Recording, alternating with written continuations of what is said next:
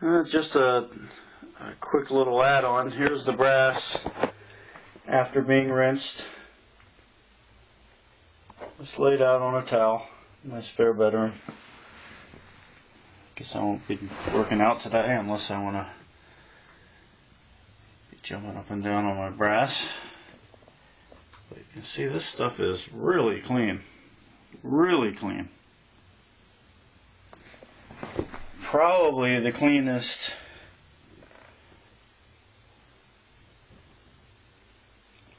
that it's ever come out for me. Now, the inside of the cases aren't very clean, and I don't know whether you can see it or not, but the pockets,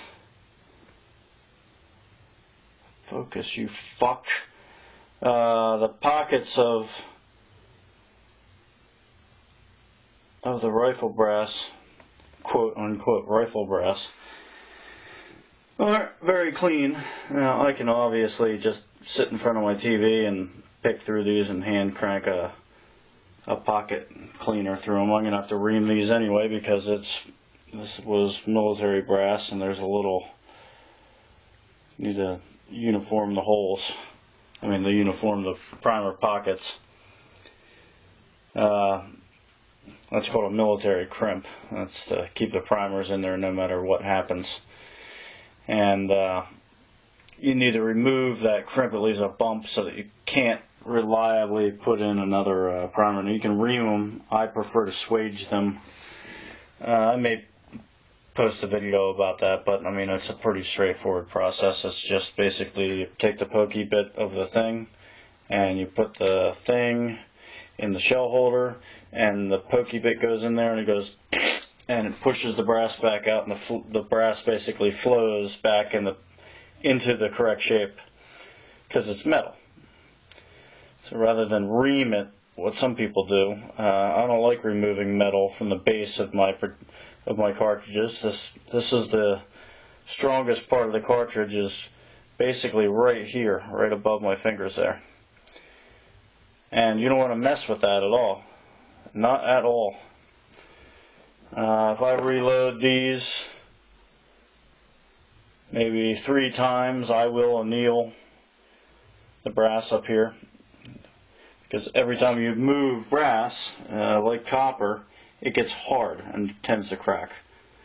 Hand-cutting brass, not so much.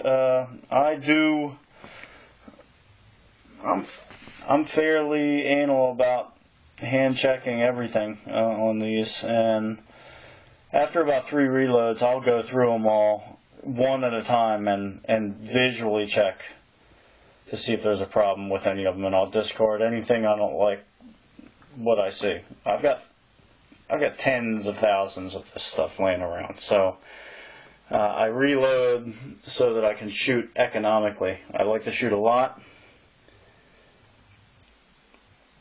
You know, you're going to pay, what, 30 cents a round, 28 cents, maybe 26 cents if you want steel case, if that'll work reliably. You know, that's fine. You know, I'm not putting anybody down for shooting Tula or Wolf. It works. It's good stuff. You know, it goes boom.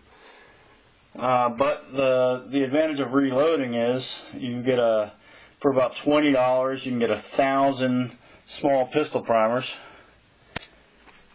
And for about $25, you can get enough powder to load about 12 to 1,300 rounds of 9, 1,500 rounds of 380, probably about, let's say about 700 or 800 rounds of 45 ACP.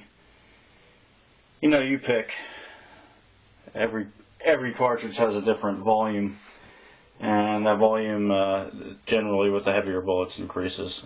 223, same thing. You know, you get a real rifle round, it's going to take twice as much powder. I use Varget on a lot of my stuff. Can't use Varget for 223. It's too slow of a powder. Anyway, but per round, at about, I don't know, after you buy the equipment, over time, I think it probably averages out to about 6 or 7 cents a round. You know, if you count your time as money, maybe 15 to 20 cents a round, but that's still 15 cents a round is half what you pay normally. Probably more like 10. I mean, I scavenge the lead.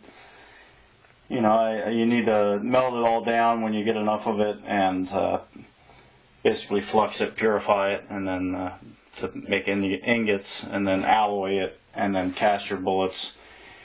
And you know, but over time, it really makes sense. Even when you're buying, the way I usually do it, I buy Barry's plated bullets. I bought FMJ. I find that the Barry's plated, especially since I don't shoot any Magnum rounds, well, at least not many. I mainly shoot 9mm, some 38 special, and my carry gun, one of my carry guns is a 380, so I practice with anything I carry constantly. With the plated rounds, I'm still making ammo for probably about 11-12 cents a round. That's pretty good. That's pretty good, and I can shoot weekly if I want to, and I'll never run out of ammo. I always can pick up some brass. I ran all of this 9. This is all the 9, well, most of the 9 that I shot the other day. This is about half of it, actually. I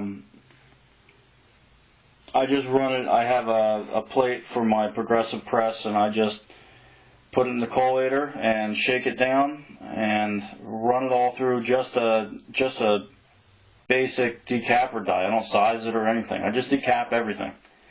Decap these in the same press, in the same plate, the same base plate too. This is basically exactly the same. You see that?